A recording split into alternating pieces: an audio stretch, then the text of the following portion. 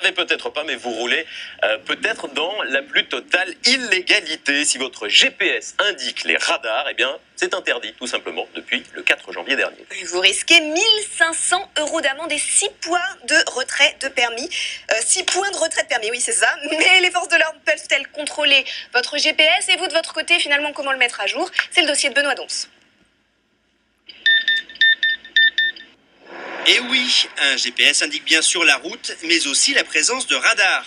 Enfin, jusqu'à maintenant, car vous ne le savez peut-être pas, mais aujourd'hui, cette fonction est interdite.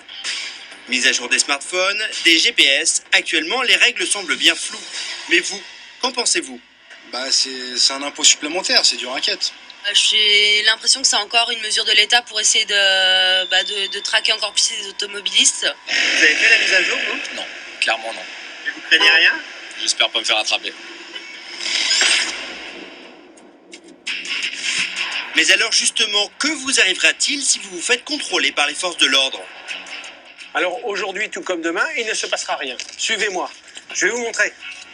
Voilà, comme tout le monde, j'ai un smartphone et un GPS. Eh bien, ce sont de vos propriétés. Personne ne peut vous demander de les ouvrir, personne ne peut vous les prendre, ils sont à vous.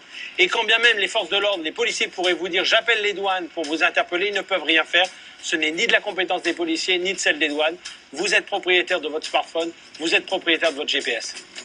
Mais méfiez-vous quand même, selon la sécurité routière, les choses pourraient changer. Un procureur de la République pourrait permettre aux policiers d'accéder à votre matériel lors d'une opération coup de poing. En attendant, certains fabricants vont même jusqu'à contester la légalité de ce décret et ont porté plainte auprès du Conseil d'État. Jusqu'à très récemment, effectivement, le site de la sécurité routière publiait la position des radars fixes. Donc c'était considéré comme un élément de sécurité routière. Et là maintenant, on a un décret qui sort et qui nous dit attention, on n'a plus le droit d'échanger des informations sur ce sujet. Alors c'est une information publique parce que tout le monde sait où sont les radars. Donc nous, on les attaque sur cette liberté d'expression, cette liberté d'échange d'informations, parce que c'est une loi fondamentale de la République. Inapplicable pour les uns, illégal pour les autres. Quoi qu'il en soit, aujourd'hui, les automobilistes et fabricants sont bien obligés de s'adapter, sous peine de sanctions. Alors Arnaud, comment est-ce qu'on met à jour ces GPS? C'est très simple. On va procéder en 2 étapes. La première, c'est de désactiver ces alertes. En allant dans le menu, je sélectionne les alertes de sécurité routière que je désactive.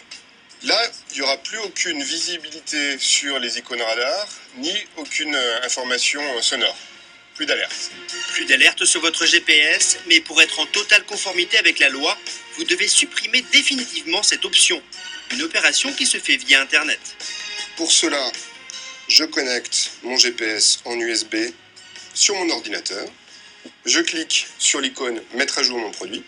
L'ensemble des mises à jour sont disponibles, notamment la suppression des alertes radars pour la France. Vous voilà maintenant en totale conformité avec la loi. Si votre GPS est intégré à votre tableau de bord, rassurez-vous, la manipulation est strictement la même. Pour vous, donc pas de problème. En revanche, côté fabricant, c'est un véritable casse-tête. Pour l'instant, il y a un décret qui a été signé, mais pour se mettre en conformité, pour pouvoir proposer aux clients l'affichage de zones dangereuses, nous n'avons toujours pas reçu les informations nécessaires. Et oui, l'État demande aux fabricants de signaler des zones dangereuses, mais ne leur a même pas encore communiqué l'emplacement de ces fameuses zones. Confusion sur le mode d'application de ce décret, manque d'informations pour les fabricants, donc pour l'instant, rassurez-vous, vous ne risquez rien. On fait comment pour payer moins